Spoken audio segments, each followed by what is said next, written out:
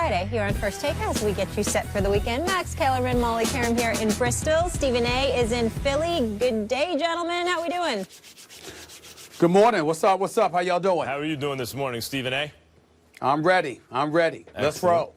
Molly? I'm ready, too. Yes, sir. Let's do this. We begin with the latest on one Colin Kaepernick. Controversy swirled yesterday as pictures surfaced showing Colin wearing socks with pigs wearing police hats in training camp. Kaepernick offered an explanation for the socks that offended police on his Instagram page. Then, before the Niners preseason game at the Chargers salute to the military night, Kaepernick kneeled during the national anthem along with teammate Eric Reed instead of sitting like he did in preseason week 3. He also agreed to donate $1 million to support social causes. Here's Cap after the game.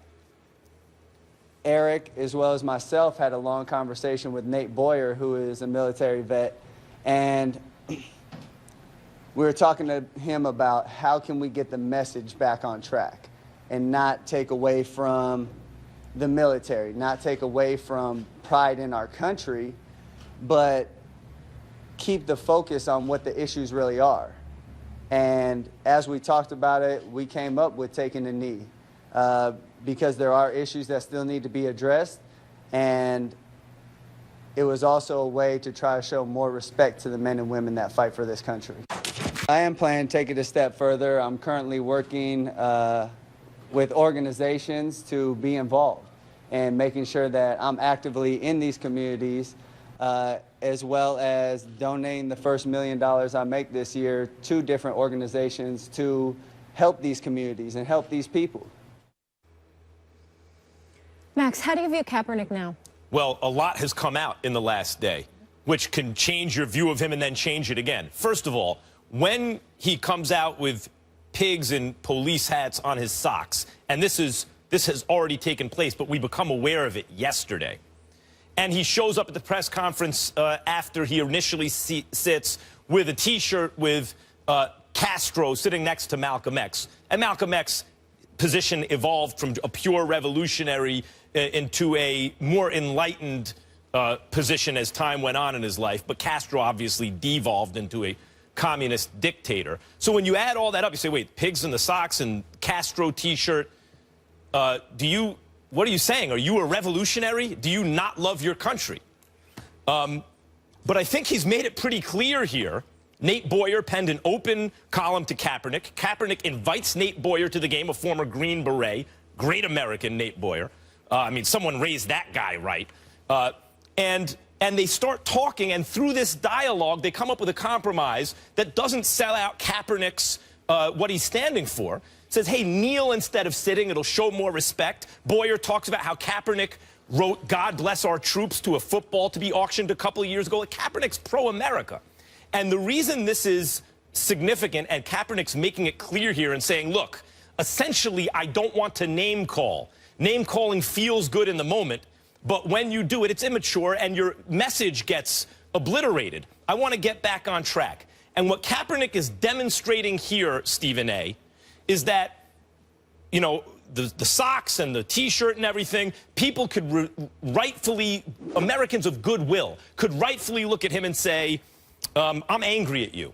But at this moment, what he's shown is that he's what's called the loyal opposition to those people. We live, kids, I'm going to make this very clear, we live in a Western liberal democracy, a liberal Western democracy. What that means is it's not about Republicans or Democrats. I mean, that's what we're called. That's what this kind of a country is called. And what's very important in that concept of a Western liberal democracy is the loyal opposition, which means that if someone has a different point of view as you, it doesn't mean they hate their country. It means they love their country, but they disagree with you about something about the country. But the premise is they have our country's best interest at heart. And what Kaepernick is making very clear at this point is, wait a minute, everybody, I'm not a revolutionary. I love America. If you disagree with me, I am the loyal opposition. And at this point, Stephen A., I don't think Americans of goodwill can be rightfully angry at him any longer. Yeah, that's true, but that wasn't the question. The question was, how is Kaepernick going to be viewed now? And here's how he's going to be viewed. He's going to be viewed as a rebel with a cause. And as a result, it's going to force a lot of things upon a lot of people. And we're about to find out what our country is truly made of, because obviously you think about the sports landscape, and it's incredibly pivotal, and it's incredibly significant. You think about the NFL, and it elevates exponentially because they're the #1 sport in America right now. Even though baseball is America's national pastime, some would say football has now usurped them with that title because it's become a religion. For crying out loud, you've got pastors, determining the time of their sermons around football Sunday half the time now, the way things are looking. And so when you consider the impact of football and the fact that this is a football player who can play, who is taking his stance, he's clearly a rebel. He clearly has a cause, and as a result, it's going to put pressure upon the NFL in the eyes of some people to respond, but this is also going to put pressure upon other superstars to see what they're going to do and what they're made of. Think about it this way. Here we are today talking about Colin Kaepernick. We're talking about everything from his hairdo to his socks and anything in between. And he has stolen the spotlight in terms of a subject of this nature from the LeBron James, CP3, Carmelo Anthony, and Dwayne Wade. We were incredibly proud of what they did in terms of their willingness to be conscientious observers and to speak eloquently about the issues, the trials and tribulations that have sullied America to some degree when they opened the ESPYs the way that they did. Now you've got people looking at them and saying, you know what? Everyone agreed with their position. Nobody was disagreeable or could disagree in any regard. So as a result of that reality, how much of a significance was it actually that they did what they did when you juxtapose that to what Colin Kaepernick did? Nobody's judging here. I'm simply presenting the dilemma that exists, because you're going to have people who look at Colin Kaepernick that are completely and unequivocally against everything that he is doing and everything he proclaims to stand for. And then you have another portion of America that's going to stand up and say, we are with him 100%. This is the second coming of Tommy Smith and John Carlos. We applaud him and what he is doing. This is what it's all about. And then you've got the Afro look, and you're thinking that it's reminiscent of the days of the 60s. It's reminiscent of the Black Panthers. I mean, the only thing that was missing was the leather jacket, for crying out loud. Those optics are going to be incredibly receptive in an affectionate manner from some people in this society, and to others, it's going to be abhorrent, it's going to be despicable, and as a result, we are going to reveal ourselves to be the divided nation that we all know ourselves to be, to some degree. Whether that's something that's good for us, that's going to propel us forward as a nation, remains to be seen. But it is no question that it is creating the kind of divide, if not has created it already. And that's what we're looking at here. This is what you get when you see Colin Kaepernick, even in the postgame, even after donating the $1 million and what have you. What are we talking about? We're talking about his socks. We're calling the cops pigs. Well, what is that reminiscent of? What does that remind you of? When did you hear that slogan most of all? It was during the civil rights era. It was during just the elevation of the Black Panther Party and beyond. This is the kind of stuff that it's reminiscent about. Who's he been communicating with? Dr. Harry Edwards, a noted historian, civil rights activist, somebody that I speak to often and have an incredible level of admiration for. He has spoken to others as well. Think about what we're talking about here. Think about the optics, and think about the optics that Colin Kaepernick is fully aware that he's creating, and to stand before us all to recognize that he has created those optics and to be unapologetic about it, while at the same time saying he's exploring going a step further.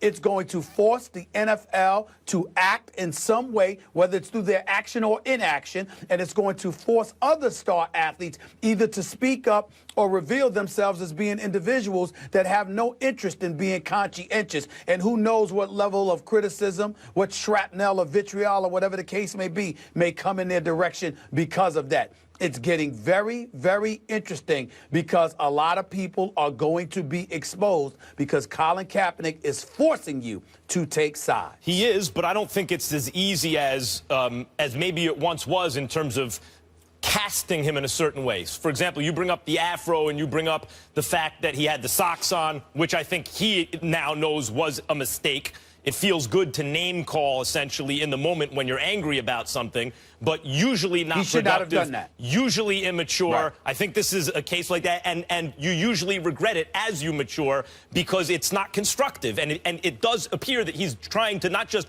vent frustration and be angry about it, but be genuinely constructive. But in the 60s, someone in Kaepernick's position or cast, as you're casting Kaepernick, isn't there saluting the troops. You know, I mean, it's not so easy to box Kaepernick. It's not like you're either for him or you're against him. He is creating a kind of complex reality for people here. Let me tell you why I believe you're wrong, that it is easy. It's easy because of ignorance. In other words, you're looking at it from the standpoint that people weren't saluting the troops back then, but Colin Kaepernick is willing to do so now. But you're assuming that people see it that way.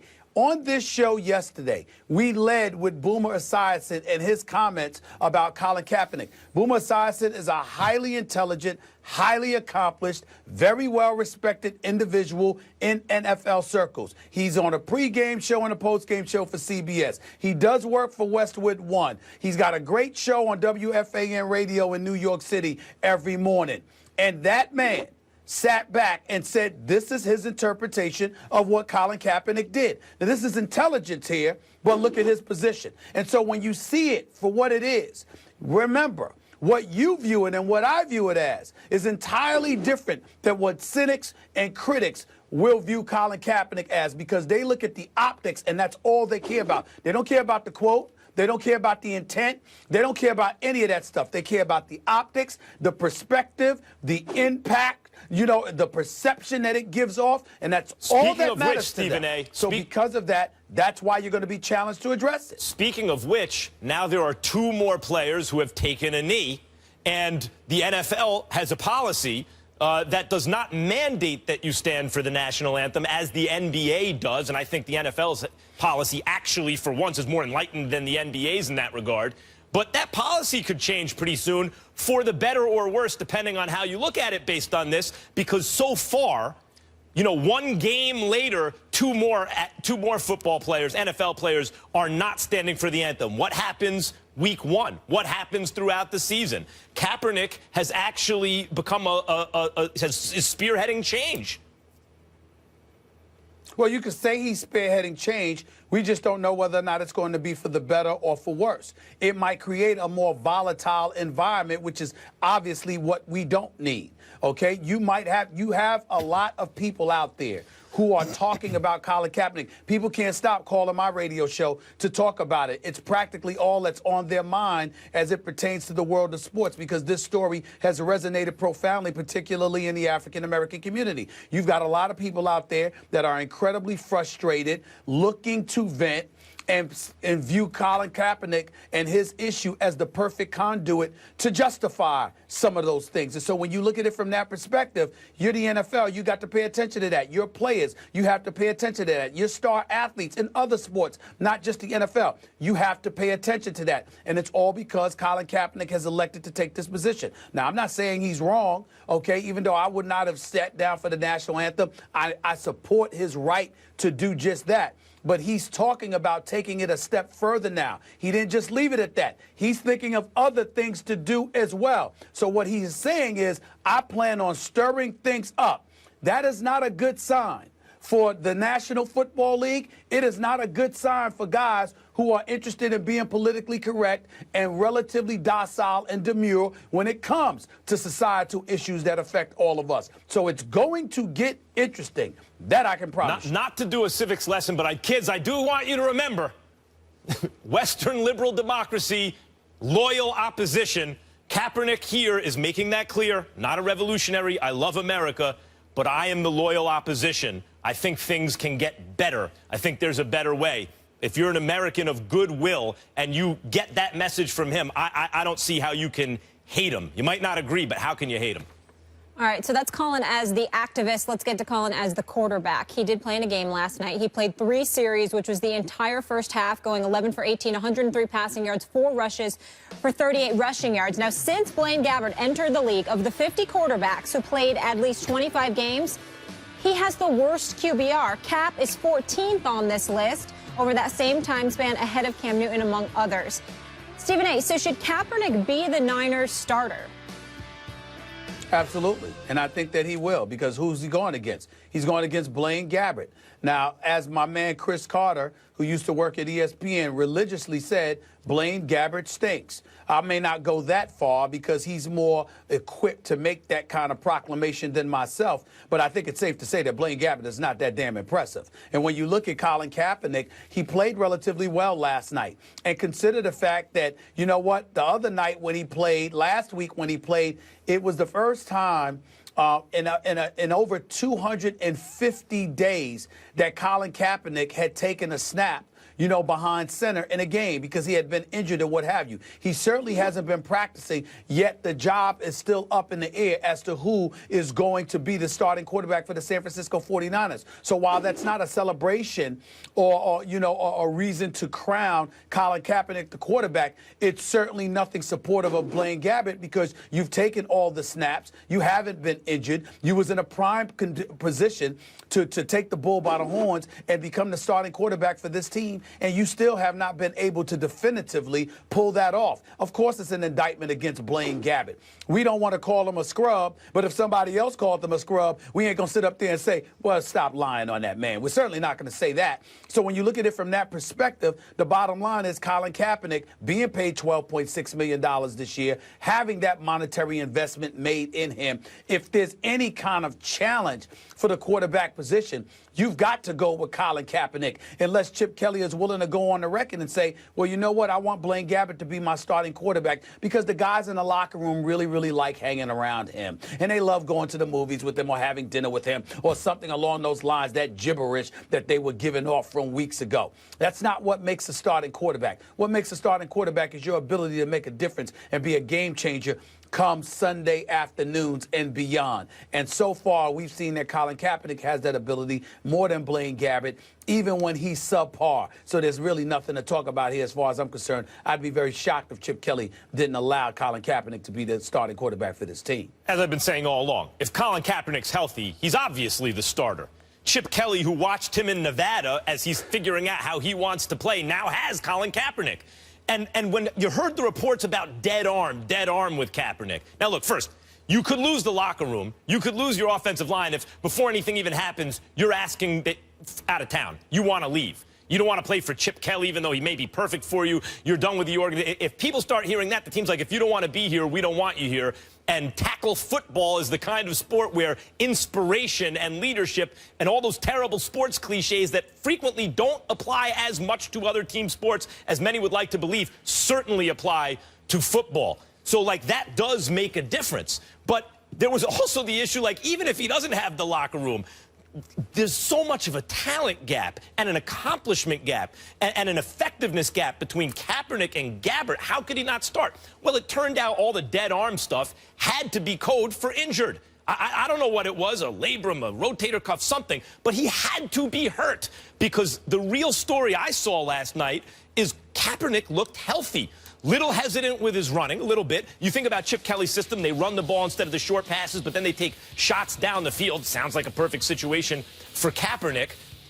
Little hesitant with the running.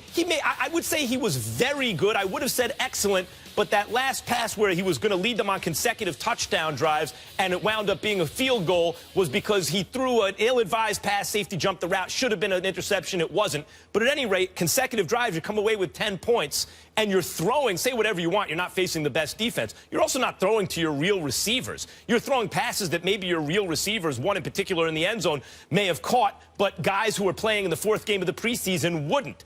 The news is Kaepernick is healthy. He also seemed to me to be energized by this entire controversy. And the question is, does a guy like that shrink from the lights, or does he embrace the controversy? Does he feed off of it? It seems to me he fed off of it. So I saw a starting quarterback in the NFL. I saw a lot of stuff that reminded me of the guy who came one pass away from going to back-to-back Super Bowls. I don't think there's a question about who's the better quarterback on the team. If he's healthy, you got to start him. How could you not start him? Well, the only thing that I like to say off of that to end this is this. In Colin Kaepernick, we've had a person that elevated his team to the bright lights, and we saw what he's capable of doing under that situation. In all of these years in the NFL, Blaine Gabbert still hasn't earned the right to play under the bright lights. And that, to me, says it all.